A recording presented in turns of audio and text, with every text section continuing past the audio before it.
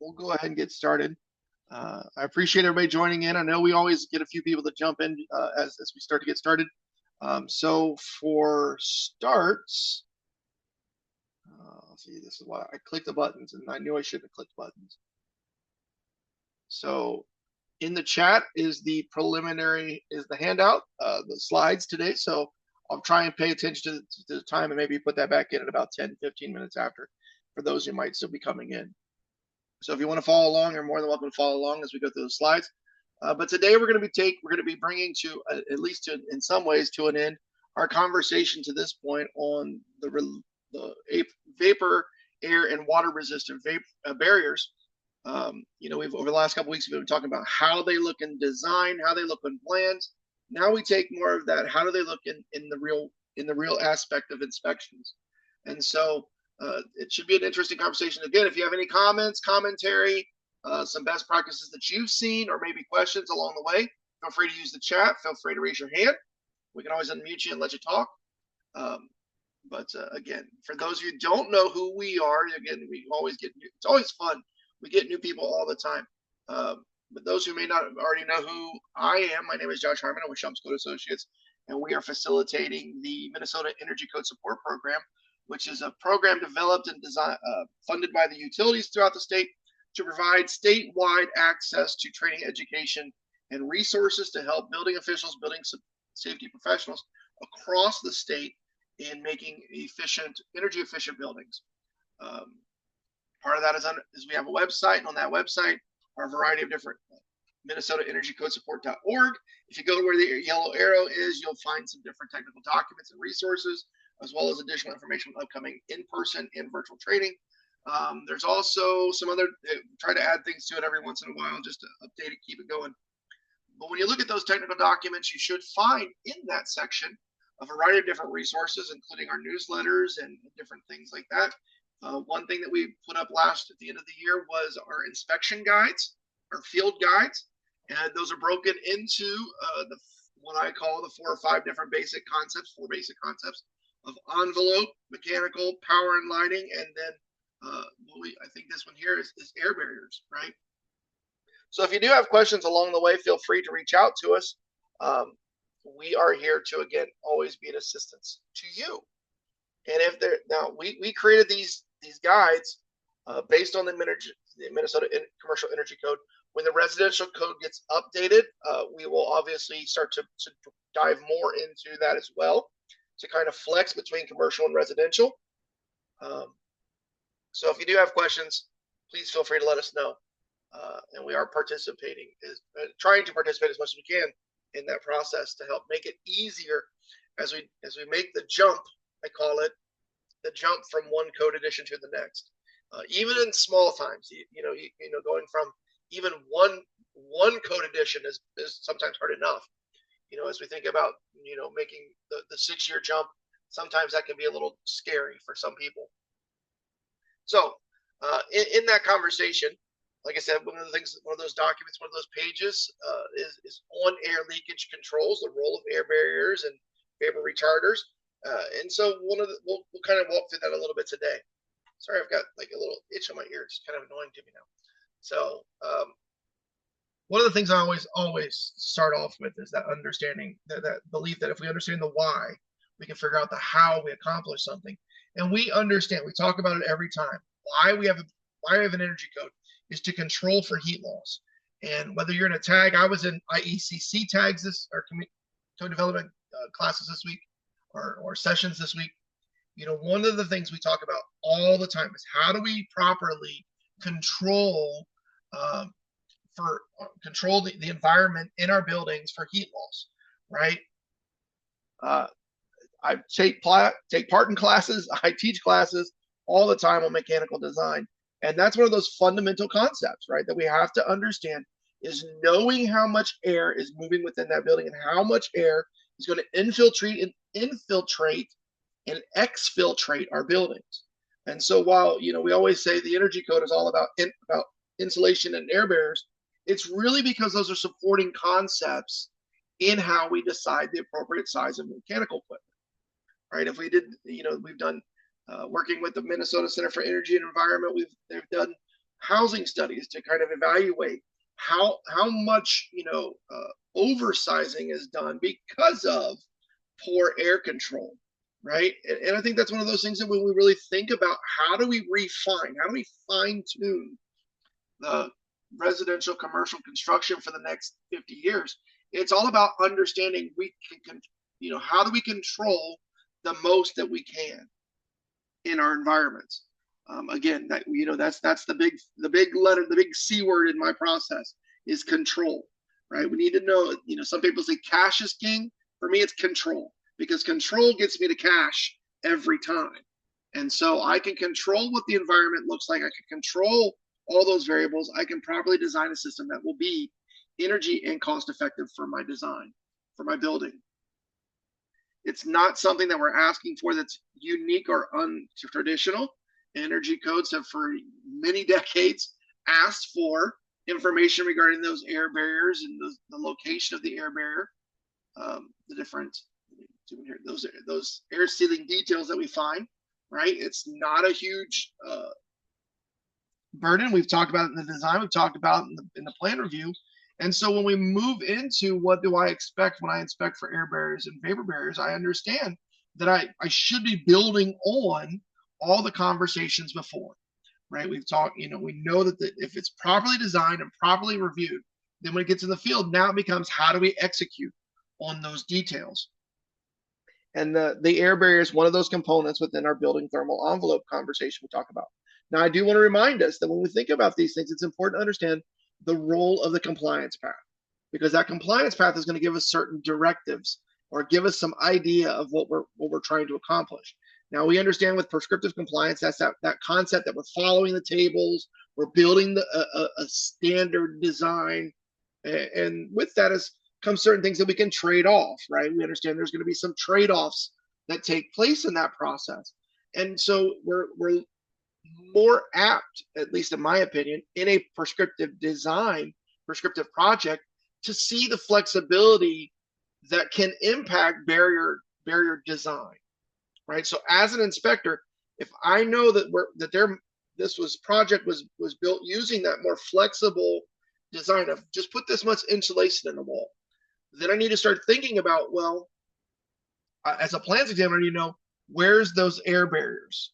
So that way I can say this material is being used as an air barrier. So then my flexibility disappears, right? Unless I replace that air barrier or vapor retarder with a different material, right? And so how do those things all play out? And we'll talk a little bit about that as an inspector. What am I looking for as we go throughout the course of today's class? Oop, I hit too fast. When we think about the energy cost and performance ratings, remember what we're looking at is that we're calculating some either financial or some cost calculation or performance calculation, right? Between Chapter 11 and Appendix G, what we're looking at is how is this building going to perform, right? Either dollars and cents or just on some other indexing kind of idea. And in some of those different projects will be based on, right? Remember, we're evaluating energy consumption as well as cost calculations from our baseline to our proposed design, right? I'm going to build it this way, which is going to make it this much better, right? That's the essence of Appendix G and Chapter 11, right? It's just whether or not we look at dollars and cents or look at overall performance ratings, right? Lost the word for a second, right?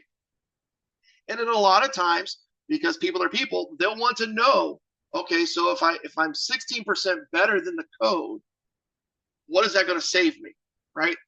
There are projects that say I just want to be better, right? There's always that, my house is this much better or my building is this much better than the neighboring structure. But most of the time, especially when we talk about commercial, it's all about the money. How much money am I going to save? And so if I'm looking at a $20,000 difference between the proposal and the baseline, my proposed design, my baseline design, that's a significant amount of money to just say, okay, we're looking at, maybe a $18,000 to $20,000 difference. And that design is based on a specific amount of air leakage control, right?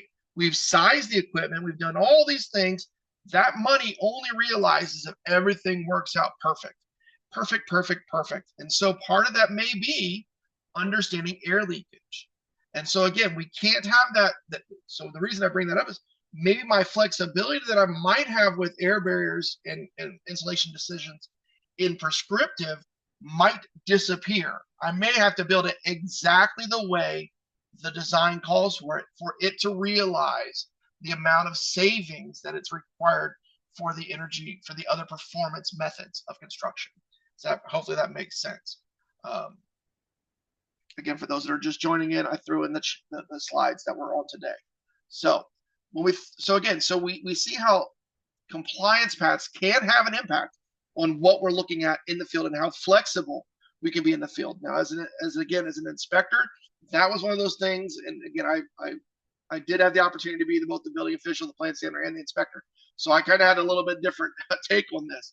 But I understood that if I went on site and I knew what was going on, if I'm using prescriptive or some type of performance, that makes my brain say, okay, it's either exactly the way it's written or you have some flexibility and we can move from there, right? This is the exact piece of equipment I need, or I have flexibility with what size equipment, right? And when we talk about air barriers, it's very similar understanding of expectations. And so what's the purpose, right? When we think about the purpose of the air barrier, it's all about control. It's all about air leakage. When we think about this in relationship to some of those different barriers, we'll talk about those as well. So, we understand the purpose of the air barrier is to control air leakage. And what we do that through in the mandatory provisions of the Energy Code is through air barriers and seals, right? And we've talked about vestibules and docking seals, and we'll talk a little bit about it, but it's more about that air barrier itself. Now, when we think about that as part of a system, how do we evaluate it? How do we inspect for it? Well, as an inspector, I'm looking at the same things that I thought about as a plans examiner. I'm looking for that air barrier location. I'm looking for those materials, the penetrations, and then how do I going to test or verify this, right? Maybe not so much testing and verification from an inspector's perspective, but if I've done everything I've done, then inspections and verification, testing and verification should be relatively simple. That's more of a installer's problem at that point, right? But if I'm looking at it from this perspective, like I said, this is how I generally look at all my inspections for anything, is where am I looking, right? What is that expectation? Where is the air barrier, right? And so we know that the code says we need to have an air barrier to separate, or a thermal envelope to separate conditioned and unconditioned spaces. And that air barrier performs very much a very similar expectation, because that air barrier is trying to, again, not just control the conduction of heat, but also the movement of air. Because remember, air moves heat. We all know how a furnace works, and a forced air furnace is shoving tempered air through a conduit, through a duct, into a room so that it changes the air inside it. And so it's going to change the pressure and create a higher pressure that is going to try to equalize over time. And so it's going to try to push out into our air barrier. And our air barrier is what's going to keep it in that room even longer, so that it tempers properly and more effectively, more efficiently, right? So we need to know where those air barriers and thermal envelopes are when we talk about it in the context of our building. But when we think about it in the context of the air barrier, we need that same expectation. Now, when we talked about plan review last week, if we don't see that air barrier identified, it's the plans examiner that's going to help us as inspectors to identify where that air barrier is, right? So that when I go on site, if I know what I'm looking for and where I'm supposed to be looking, that's the beginning of the process, right? And it's not only do I look at the exterior walls, it's where in that exterior wall am I looking? Am I looking at the entirety of the system, or am I looking at, not just from a plan review, but also this elevation view, right? I want to see what components, what fixtures. Now, in a single-story building, it may not be as difficult as when I look at a multi-story building, right? If I'm looking at a 3-story multifamily residential building, I'm following the residential code, right? So I'm going to be looking for that same expectation of a continuous air barrier, right? We're maintaining the air. I might not have as much air control, as much thermal control or sound control in some of these interior spaces, but I know that I'm going to have an air barrier that prevents the interior conditioned space from escaping to the exterior unconditioned, uncontrolled spaces. So not only is it, so again, we see it in multifamily structures, we see it in mixed use construction, right? Where is that air barrier and how am I going to verify what it is, right? So we figure out the where. That's that question. Okay, am I looking in this assembly where? Now it's a question of what. What is that air barrier? And that's when we really get into what the code is really trying to get at. We're looking for how is it properly designed, right? In my mind, these two are backwards. So that's why we're going with number 2 first, right? We've got design and construction, then we have air leakage testing. But when we think about how do we control that air, we understand we need to have a continuous air barrier that complies with both a leakage testing and performance, as well as air barrier construction and installation expectations. Now, that really drives us to this question of what are those barriers trying to do, right? We think about, the thermal envelope is there to really provide that thermal heat conduction resistance, right? The insulation is trying to slow the loss of heat, but that doesn't always mean it's there to do anything or does have an impact on airflow, right? We've talked about different types of material have different types of characteristics. And so the thermal envelope is there the insulation is there to resist heat conduction. It's the air barrier that slows the transfer of air. It's the vapor barrier, the vapor retarder that slows the transfer of vapor. It's our water resistant barriers that resist the larger water molecules from penetrating into our assemblies. Now, what we start to see, I like to reinforce this. When we think about how technology science changes over time, is we start to see the concepts of what that material is, and it kind of expands over time, right? If we go back 70 years ago, back to the 50s, to the 40s and 50s, we saw the introduction of water resistant barriers, right? We saw our felt papers and our tar papers start to show up then as we started to protect our exterior walls from water saturation, right? Especially when we started adding things to the exterior wall.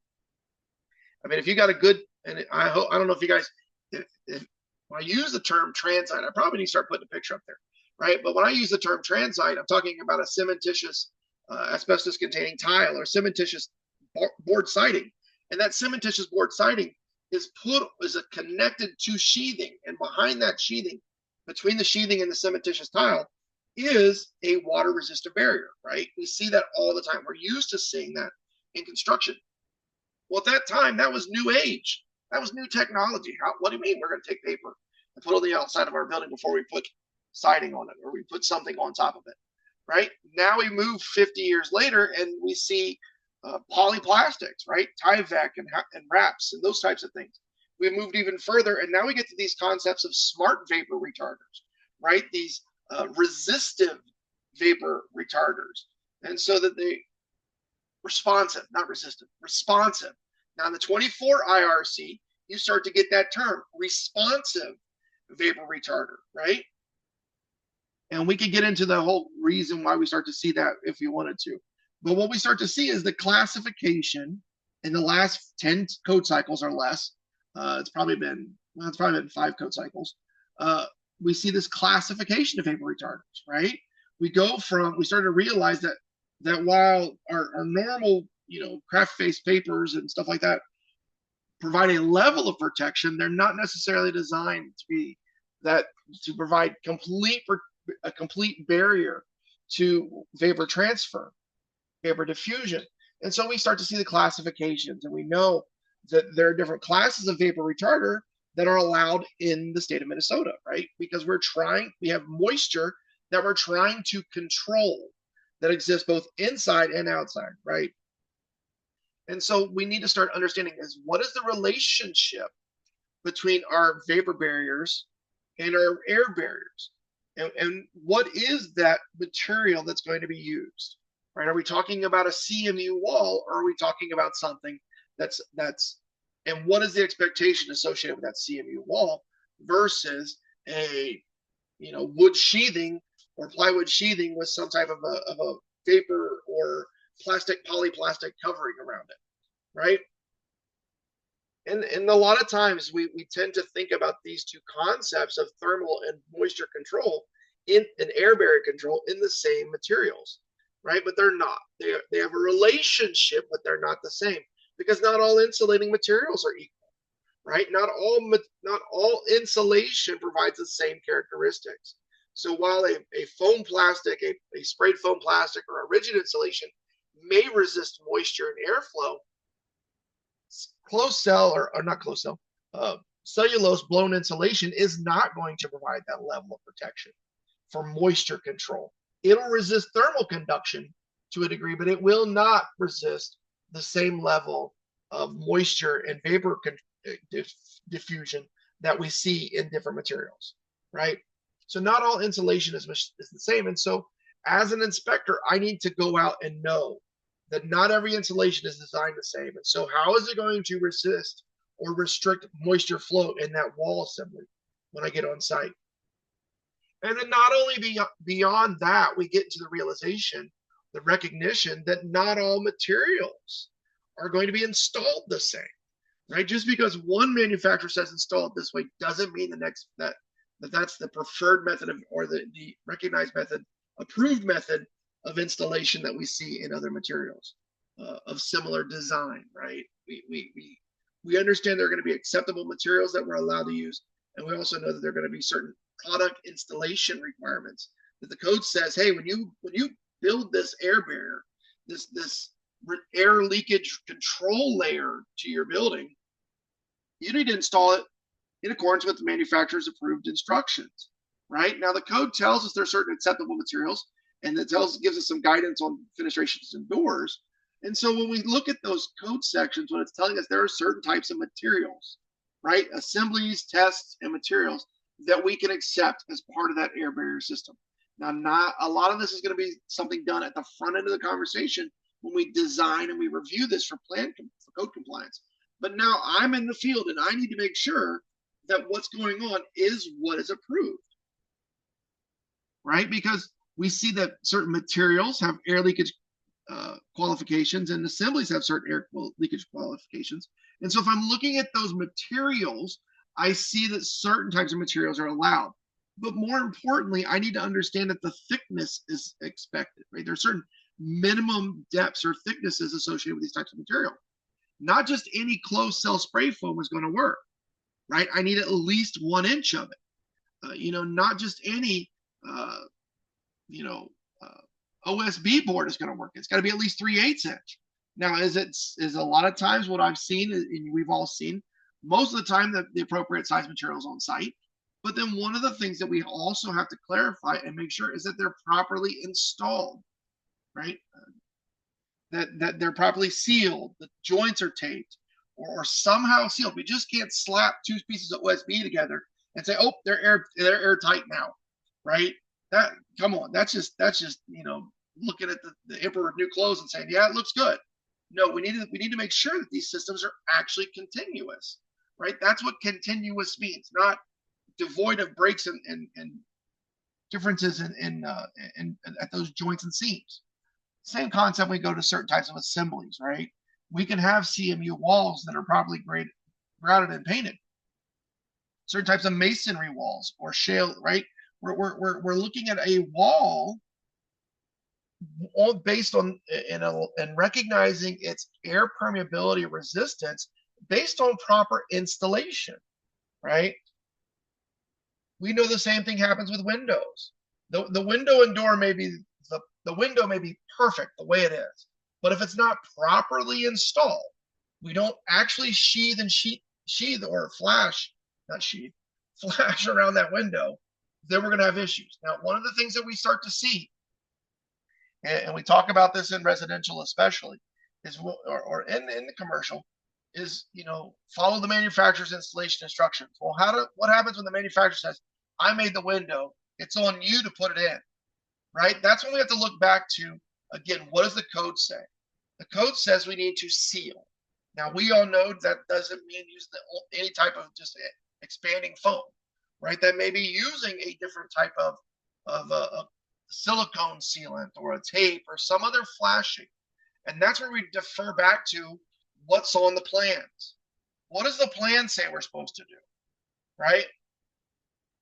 We as inspectors are not design professionals, right? We do not want to start taking on the responsibility of saying, hey, well, what do you mean I didn't tell you what to do? Just do this. Because as soon as we say just do this, and either don't tie it back to a code provision or don't go back and say, you need to talk to a design professional, then what we get is we become designers, and that's never a good thing, right? We can understand that. And so if that plan says tape the seams, right? If that window detail says this is how the flashing should be applied, then that's what we need to follow. And again, I always go back to, as a plans examiner, I want some type of detail on there so that my contractor, my inspector, has this as their fallback plan.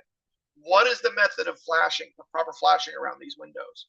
You know, is it what depth am I looking at? What types of materials am I allowed to use in these environments, in these narrow cavities and different pieces of information like that, design characteristics. And so again, what's on the plan really becomes important to understand.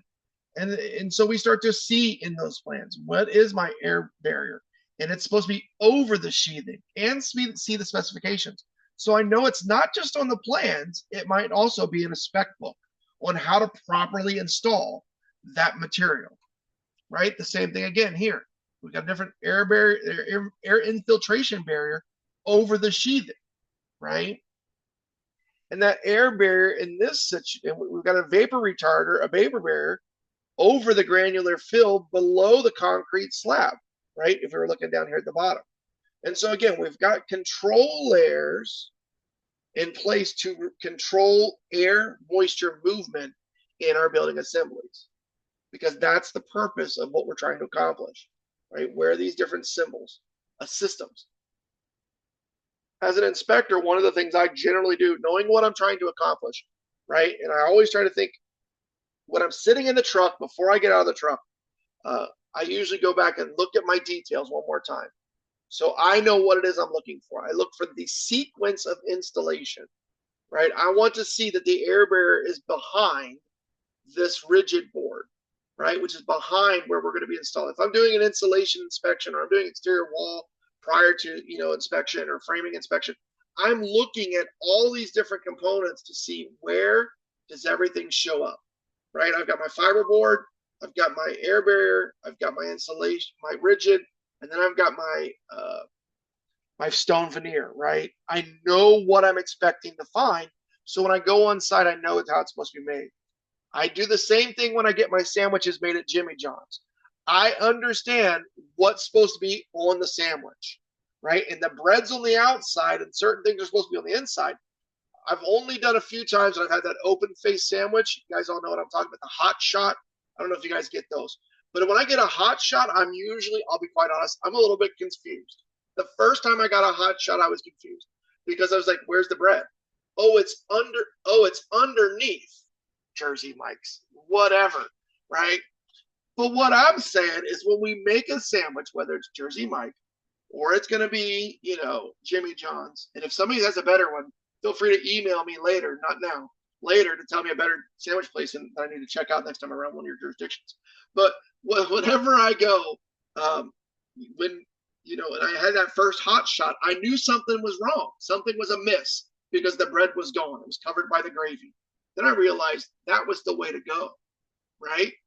And so again, if I go into a building and I'm not used to seeing a certain design, I can go to those details and say, look, this is how it's supposed to be. As an inspector, I go to the details all day long. I usually sit in the truck and just make sure before I get out. Have I checked everything? Okay, this is what I'm looking for. These are the things I'm looking for. I'm good. I do the same thing with mechanical inspections. Here's the system. Here's how it's supposed to traverse the building. Okay, I should be able to find this pretty easy. I know where it is. I know what it is. Same thing with my building thermal envelope when I'm doing my framing. So again, it might be in the specs, and I know that I need to find those. Now, one of the things I normally do, this is just me, especially when the contractors know this for me here in my county. I usually ask, okay, so how'd you put it together? Oh, we did that. What do you mean? Did you do it, or did you check a spec? Where's the spec book? Where's the instruction? Oh yeah, spec truck's over there in the truck. So how did it go? How did you install it, right? Ask those questions sometimes to make sure they know that there was a method for installation. Now, sometimes they've done it enough, they know what they're doing, but at the same time, we still defer to those expectations that we see in the project specifications. So again, how do we expect that air barrier to be installed? What are we looking for as building officials, as building inspectors? We're looking for a continuous air barrier. Continuous, without break, without end, right? And so we have to know that those things are going to be clearly identified on those construction documents. And that means they're going to be clearly identifiable out in the field. I need to know what it is. What am I looking for? Any of those joints, penetrations, interconnections are all going to be properly sealed. So they're going to extend over the entire surface because that's the purpose of continuous, right? It only makes sense. It's not that we go up 4 feet and then we think the water will stop, right? We need to go continuous up the exterior wall. I was having a conversation with some disaster guys last week, and that was one of those things we talked about. When we stop protecting to a certain level, what happens is the water goes above that level, right? It's not just going up 3 feet and saying we're done. No, the water goes higher than that, and so in a flood or something like that, it can have that effect. But the same concept, right? The continuous air barrier is not going to stop a flood, but at the same time, we understand the continuity. Air is not going to stop.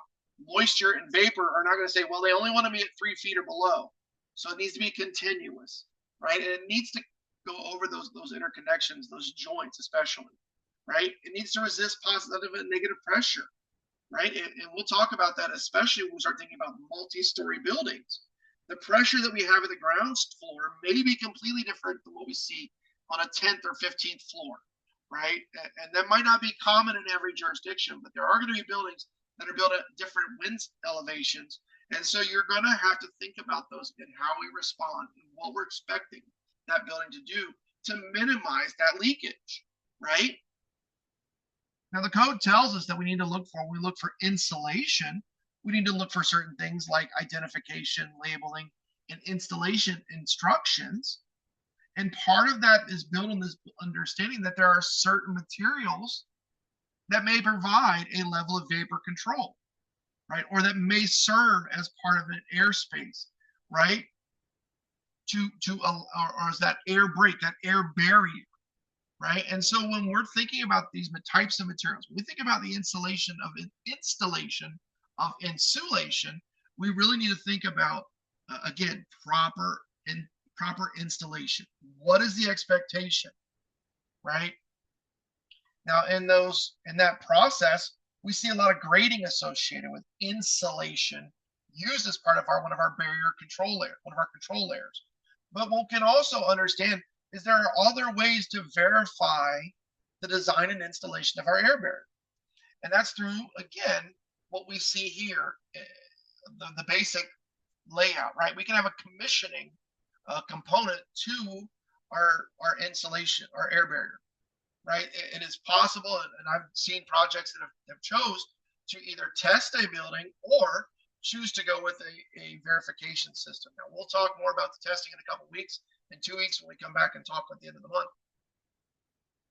But what I've seen is, again, there's a independent third party comes in, does their own review of the details to verify that what we saw as plan review, these are appropriate materials and methods of installation.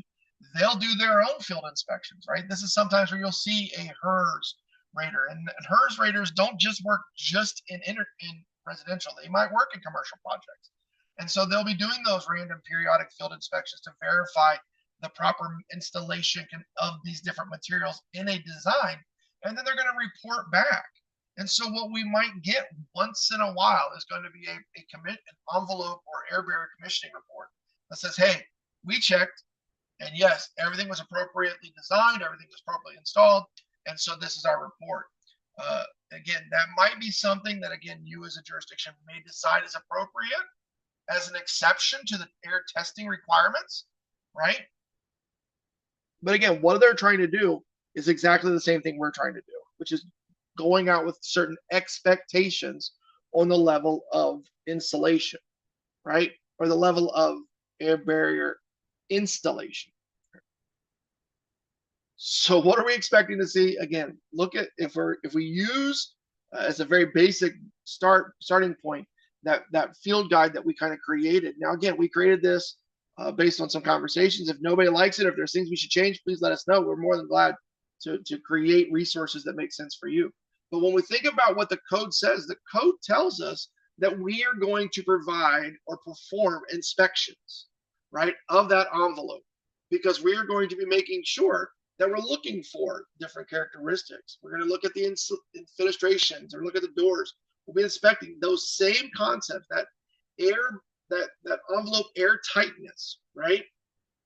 To verify that we use the appropriate materials and that that we have proper integration, right? What's integration? Flashing, sealing, taping, whatever, caulking, right? And so again, what we're looking for is that we're going to do this in different this is something that's not a request, it's part of the expectation for the project. And so when we think about what are those things that we're doing now, ones I thought to point out was that when we think about windows, we'll talk more about windows in a couple weeks. Is again, we're looking for that air leakage expectation, right? The U factor associated with the window system, and then the different labeling of the different components. Same concept here. Again, are we looking at the appropriate materials that we identified in that table with the 15 different items that are approved materials based on that table? But we'll start in, and the way I always use this type of a checklist, again, for me, it's not necessarily just for inspectors. It's also something I would give to contractors, especially newer contractors, so they have an idea of what I'm expecting to see when I come out on site. And so normally I would start to run down this list, and I would start to identify where on the approved plans are these different items identified, right? And then when I would go and do my field inspection versus my follow-up, if there was some deficiency, then I could say, okay, this is where it was on the plan. Here's where the floor insulation is, or the floor barriers, or whatever is associated with maybe a crawl space, right? Or some other garage separation, or sunroom separation. And so where's that on the page? And then when did I go out and verify? How did I verify that, right? So that again, if I'm looking at that continuity, I'm seeing it on the page. And then when I go out in the field, I can say, I can see continuity, right? And recognizing that continuity means I have to understand what happens when we penetrate it. And what am I looking for when I go to those penetration details? I see a continuous air barrier. I see you've properly taped it, or you've taped it in accordance with the manufacturer's installation instructions. But then I start to see these little breaks. And so instead of saying that's no longer continuous, what am I looking for those penetration details? So again, that's something that I'm deferring back to my plan review hat and saying, okay, did plan review and the designer come up with some penetration solutions, and looking to see how those are executed in the field? Again, going by plans and specs. But when I'm out doing my job, when I'm doing my normal inspection, I'm looking at the relationship between materials and seeing what they're providing. When I look at this tar paper, when I look at this felt, I see it's properly installed. I see that it's connected, it's not moving and all that. But is this an air barrier? No, right? This in and of itself does not appear to be installed in a manner to be used as an air barrier, because it's not taped, it's not sealed, it's not gasketed. From what I can see, right, based on the manufacturer's installation instruction, this is installed properly as a water resistive layer, which means that there needs to be somewhere else a different control for air leakage, right? We talk about, I love these photos here of my penetrations through the air barrier, through the thermal envelope. How are we controlling for the airflow the moisture that's going to fly in this space, right? We know that moisture is not the only thing that's going to come through this hole, right? There's going to be some critter or something going through that wall at some point, right? Probably some of those little bugs getting in this hole because we've not properly installed it. Moisture, however, will continue to enter this hole that we see, as we've talked about before. So as an inspector, I'm looking for proper sealing of penetrations. I'm looking for the proper installation of materials and recognizing, is this an air barrier? Is this a moisture barrier? What is it trying to accomplish, right?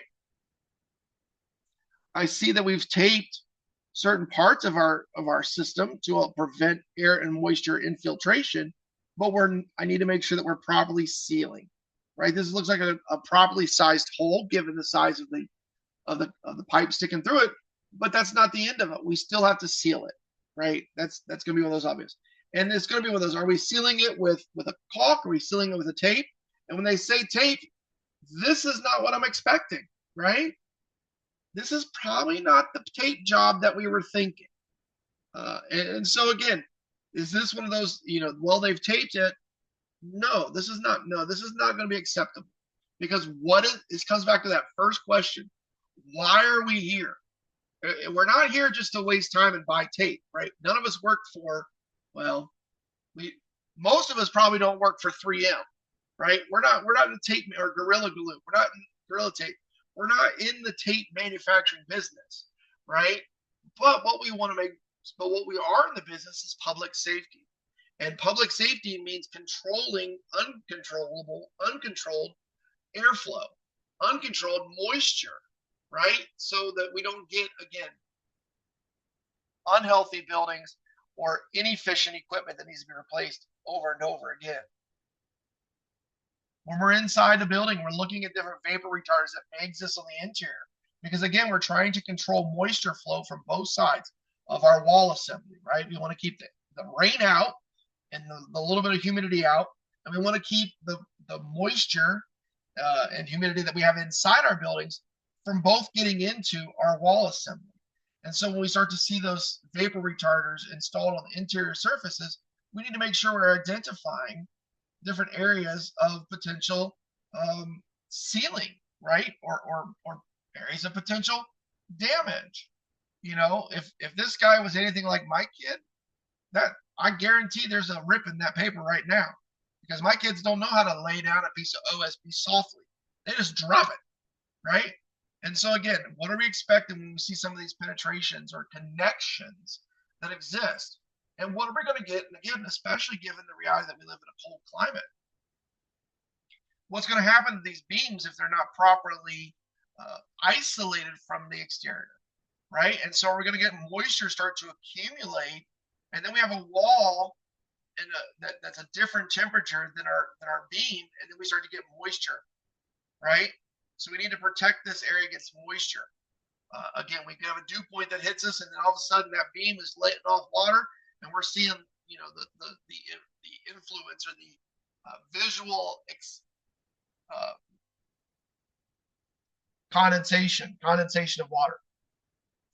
I used to have a friend of mine who would go after every exterior sign he possibly could on a building at the end of the project because he always was frustrated because he saw a Chipotle once that had rust marks where the bolts weren't properly sealed, and so it was his pet peeve was always checking every sign mounted to an exterior wall to make sure it had been properly resealed. But again, that trying to keep the building from again deteriorating over time. So again, similar concept here. We see penetrations. One thing that we want to understand is the method of attachment, right?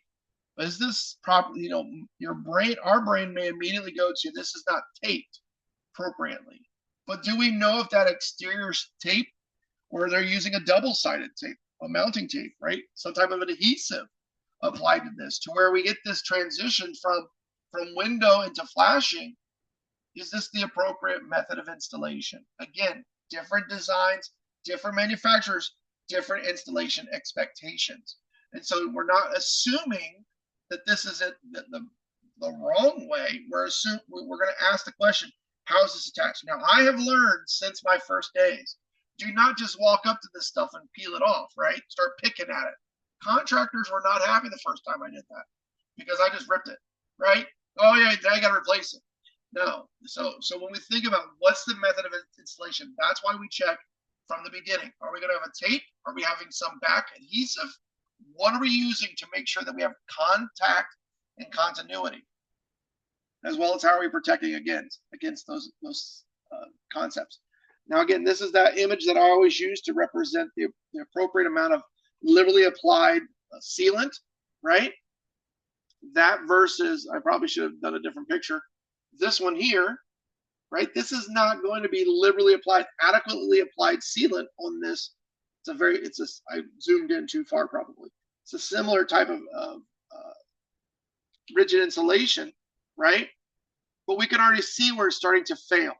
And so this is not going to be adequate to withstand the pressure associated with the design, right? Now, this is always also an opportunity to remind us of the importance of properly installed lighting and control receptacles and looking for boxes that are either sealed boxes or sealed junction sealed penetrations. Also with those piping installations that penetrate our systems. So again, if this is a concrete CMU wall being used as part of an air barrier, then we poke a hole through it. So again, we need to think about how are we sealing these types of penetrations. They look small, but as we know, if we have a series of small holes, is still going to allow for uncontrolled airflow. I used to have a diagram that used to show we would say, what does 10% failure look like? Well, 10 or 25% failure, and you would have this image and it would be a picture and we would show just a corner, right? Okay, this is 25%. 25% is this. When it's in a compact relationship, what does 10% look like when it's spread out evenly across the building, right? How much air leakage are we really allowing? And how much will this take out of that equation? So again, when you think about the totality, if we started allowing these little penetrations, 50 holes is going to have just the same effect as one large hole, right? And so again, we see the installation of some insulation with the pipes run, the PVCs run through it, and we didn't seal this penetration to protect against insulation. Similar thing that we see here in this type of exterior door going into an access stairway, right? We normally associate this with semi-heated spaces. It's probably not the place where we're going to think the most about how well it's properly sealed. Nobody goes there. However, this is going to be something that impacts how a building, right, heats and cools itself. And so if we have conditioned space on the interior walkway, let's say we've all been to a hotel where this is the door that takes us down the stairway to the base, to the bottom floor, right? We've all been there, tired of walking down to the middle, waiting for 15 guys to get on the elevator so we can all go back downstairs to the conference room, right? So some of us will jump down this hallway. Well, one of the things we realize is if we're not properly installing seals on these doors, then again, we have uncontrolled airflow. And that basement door, right, is open. That bottom exit door is open, allowing us to change, cold air, constantly pressurizing, and we're going to lose heat through this system. And our purpose is to control for heat loss, right? Same concepts here. If we see this type of a penetration, right, where we've got some just angry framers against some angry plumbing guys, right, and they decide, let's just see who's going to win in this contest, right? Nobody wins in this contest, right? This is not a solution to a problem.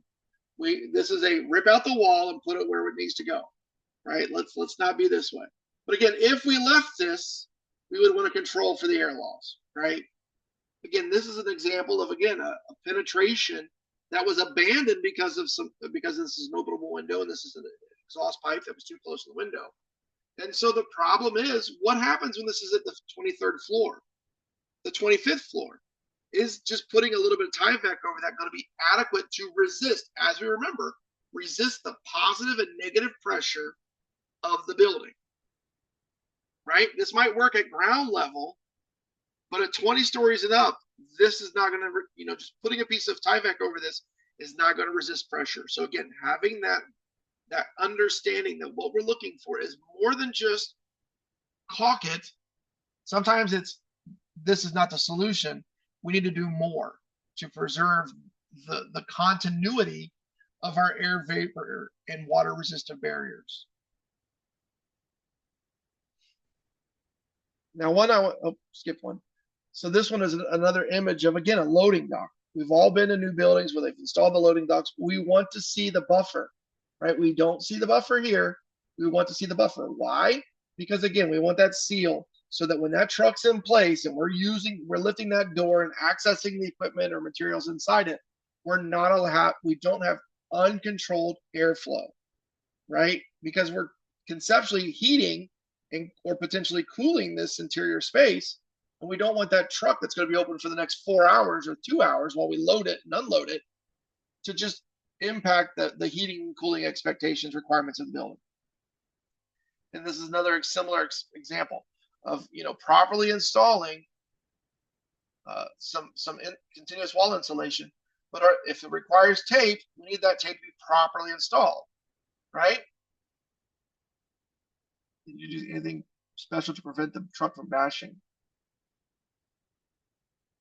So what I normally see is this is some kind of a gasket that gets monitored and replaced, right? That's one of the realities, and that's part of that maintenance. So the question is, what do we do to prevent the truck from destroying or the exterior sealants and other air leakage barrier, air control components? This is part of that understanding that, and we see in the commissioning and final report back to the owners. It says you need to maintain this, right? You need to maintain these barriers, not just because, well, one, because the code says to, but more importantly, when we think about the longevity of that building, we're not talking about maintaining energy compliance for 6 weeks. We want to maintain it for as long as the building's going to exist. And so if we have these, I have seen, we have a lot of different warehouses and storage facilities, and this is one of those things that just have to be replaced every once in a while. They need to evaluate it. That needs to be part of their O&M process. And it needs to be identified that this is an area that needs to be evaluated by maintenance. Now, does this require a permit when they come back to replace it? No, it's a repair, right? But it may be something that honestly can create a lot of problems for projects later. And we're not going to get into some of the legal issues that this can create when people don't have don't maintain their buildings properly. But again, I'll tell you now, property maintenance, which is a term that we don't always associate with building inspectors, is going to be a problem for homeowners moving forward, right? We understand they have to maintain this in compliance with the building codes as it was designed. And so when this is not properly done, then we have that issue.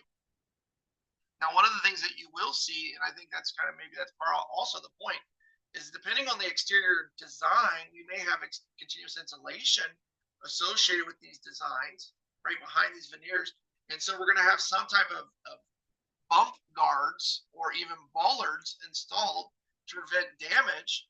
But again, at the same time, I've got one of these facilities. The truck missed. It's literally down the street, and they just repaired it last 2 weeks ago. The truck missed the ramp completely. Like there was no there. And so they backed in and poked a hole in the actual building. Instead of just backing up to the bumpers, they poked a hole in the office next to or in the open space. And so now they're coming back and they have to reinstall it all.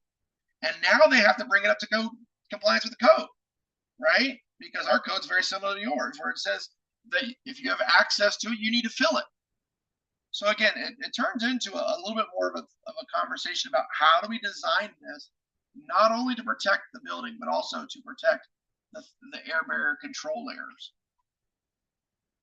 Again, this is one of those images where I like to remind us to make sure that we've properly installed our air barrier tapes, right?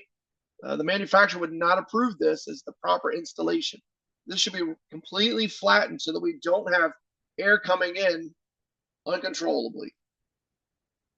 And again, when we see it zoomed in on this piece here, then the center, you can see where we've taped over those bracings, right? Those connecting points, the connecting framing elements. And so again, we're trying to do what we can to control air loss in this building. Now, like I said, not all insulation is the same. So this is one of those exterior insulations that's designed for this application to be used as a air barrier. If we've come across the building and we're told this is going to be our air barrier, we know that that's not an appropriate type of material to be used as an air barrier. They should be using some type of either rigid or something with the appropriate air permeability rate. And fiberglass bad insulation does not have the appropriate air permeability rate to be used as an air barrier. So what we might see from time to time is, again, the installation of some other air barrier material in conjunction with our fiberglass. So again, understanding the right way to make that sandwich. How are we making the sandwich? And then again, is this something that's been approved by the designer? Again, this is one of those things that, to me, especially in commercial, I shoot this back all the time. Make sure this is okay with the designer. I'm okay with the field change. Make sure the designer is. Make sure the owner is, because they're paying you to do something, and it wasn't to cheapen out and give them 4 different types of insulation, right? And again, I've got other issues with the installation layer, the grade of installation.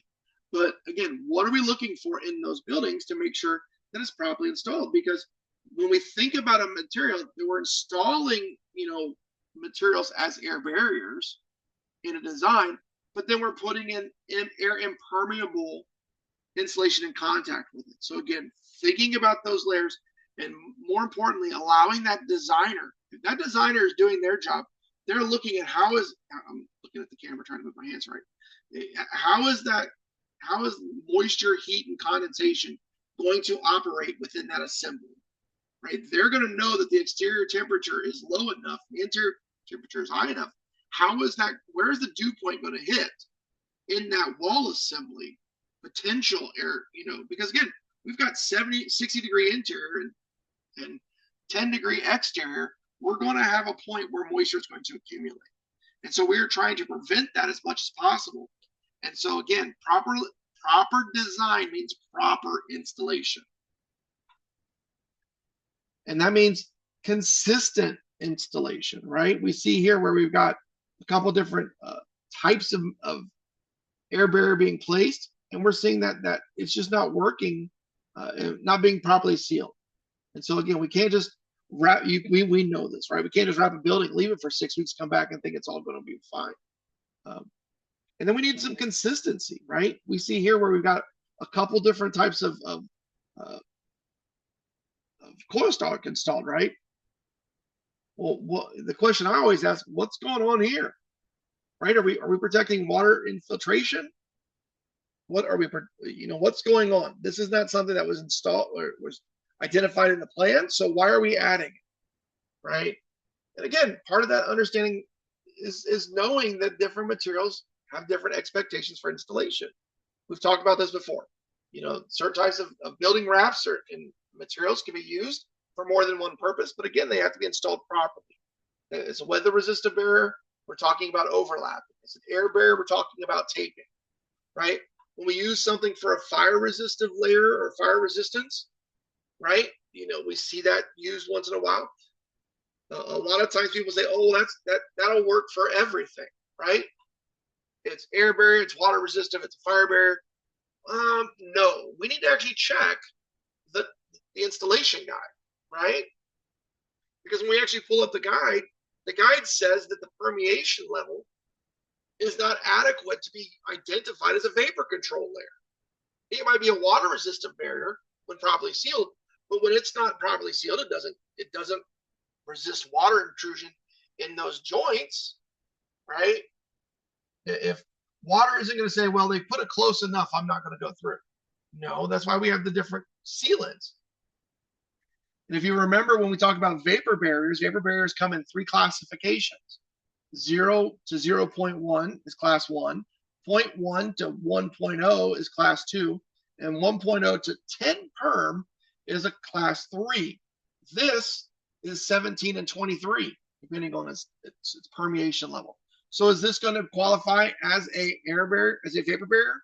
No, right? Because we expect different levels of air permeability, which is why when we see it identified as a water and air resistant barrier, they've applied additional materials, right?